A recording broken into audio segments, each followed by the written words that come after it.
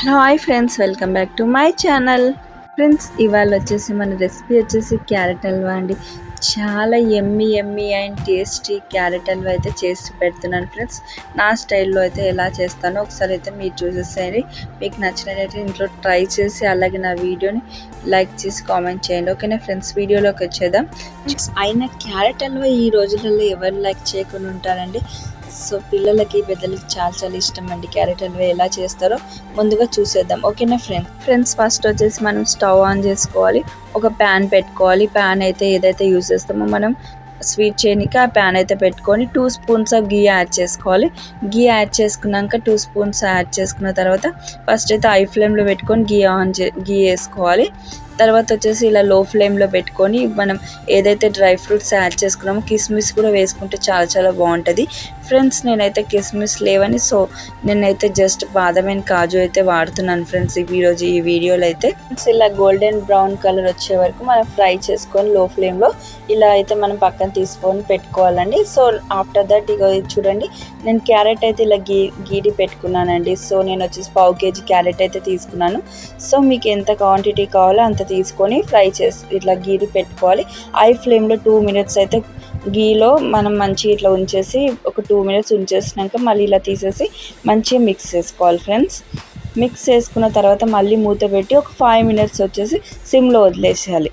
తర్వాత సిమ్లో వదిలేసాక చూడండి, మనకి ఇలా అయితే రెడీ అయిపోతుందండి. కొంచెం కుక్ అయిపోయిందండి, ఒక 50% కుక్ అయిపోయింది క్యారెట్ అనేది. ఆఫ్టర్ దట్ మనం వచ్చేసి ఒక హాఫ్ గిన్నెలో హాఫ్ బౌల్ అయితే షుగర్ అయితే తీసుకున్నాను ఫ్రెండ్స్. నేను వచ్చేసి ఇలా కొంచెం వేసుకుంటూ మనం మిక్స్ చేసుకుంటూ ఉండాలి ఫ్రెండ్స్. అలా మిక్స్ చేసుకుంటూ ఉన్నాక 2 minutes తర్వాత మనం హై ఫ్లేమ్ పెట్టుకోవాలి. హై ఫ్లేమ్ పెట్టుకున్న తర్వాత 2 minutes అయ్యాక మనకైతే వీడియోలో చూపిస్తున్న విధంగా క్యారెట్ కనిపిస్తుందండి. సో 70% అయితే కుక్ అయిపోయిందండి. తర్వాత వచ్చేసి మనం మిల్క్ వేసుకోవాలి. మనం ఏదైతే 1/2 cup షుగర్ తీసుకున్నాం కదా, అదే 1/2 cup మిల్క్ తీసుకున్న తర్వాత 2 minutes లో ఫ్లేమ్లో కుక్ చేసుకోవాలండి. కుక్ చేసుకున్న తర్వాత చూడండి, మనకి 70% ఆర్ 80% వరకు అయితే మనకు క్యారెట్ హల్వా అయితే కుక్ అయిపోయిందండి. సో నేను హోమ్ మేడ్ కోవా అయితే దీంట్లో అయితే వాడానండి. మనం కావాలనుకుంటే స్వీట్ షాప్లో కూడా తెచ్చుకొని వాడుకోవచ్చు. అండ్ నెక్స్ట్ వచ్చేసి 1/4 teaspoon ఆఫ్ ఇలాచీ పౌడర్ అయితే వేసుకోవాలి ఫ్రెండ్స్. వచ్చేసి చాలా ఇంపార్టెంట్ అండి. క్యారెట్ హల్వా చాలా టేస్ట్ వచ్చేది అమూల్ మిల్క్ పౌడర్ అండి. అలాగే ఇది అమూల్ మిల్క్ పౌడర్ మనకు 10 రూపీస్ ప్యాకెట్లో కూడా దొరుకుతుంది.